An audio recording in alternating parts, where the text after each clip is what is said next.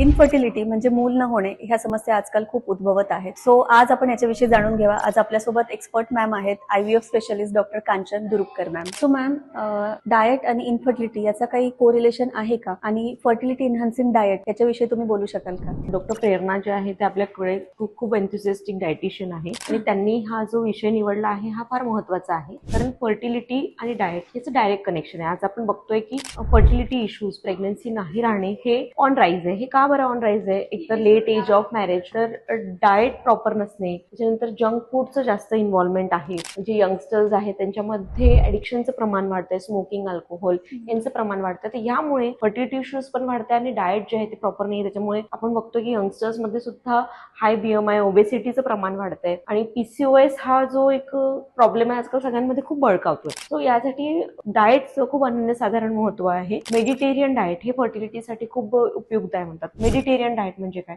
त्याच्यामध्ये की जास्त करून व्हेजिटेबल्स, ग्रीन व्हेजिटेबल्स, फ्रुट्स याचा इन्क्लूड आहे. त्याच्यानंतर स्प्राउट्स इन्क्लुडेड आहे. त्याच्यामध्ये की रेड मीट जे आहे ते कमी आहे. आणि डाएट बद्दल डिटेल्स जे आहे ते माझ्यापेक्षा जास्त मला वाटतं प्रेरणा जास्त सांगेल.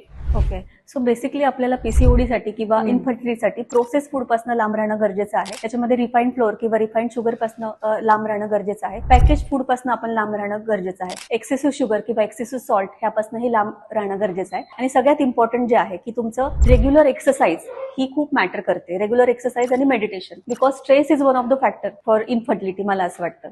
करेक्ट. सो या सगळ्या गोष्टी ज्या आहेत त्या आपण ज्या डिस्कस करतो आणि आपण या पेशंटला सांगतो किंवा आपले जे पण काही कपल्स असतात त्यांना सांगतो, तेव्हा त्यांना बऱ्यापैकी या गोष्टी माहिती असतात. पण मेन गोष्ट आहे, they need to be inspired and they need to implement all this things. Then only it is going to work from them. Not only for 1 month, not only for 10 days, 15 days, पण त्यांना हे they have to implement it for 6 months, 1 year, तेव्हा त्याचा effect होईल. प्रत्येक वेळेला पेशंटला काय वाटतं की आता मी 1 महिना डाएट केलं तरी पण मला काहीच इफेक्ट नव्हता. It is not the thing. So always diet, it should be a lifestyle. yeah, Always it should a be a lifestyle. lifestyle. It should be a modification in your day-to-day routine, not for 1 day, not for 10 days, not for 1 month, but for a routine.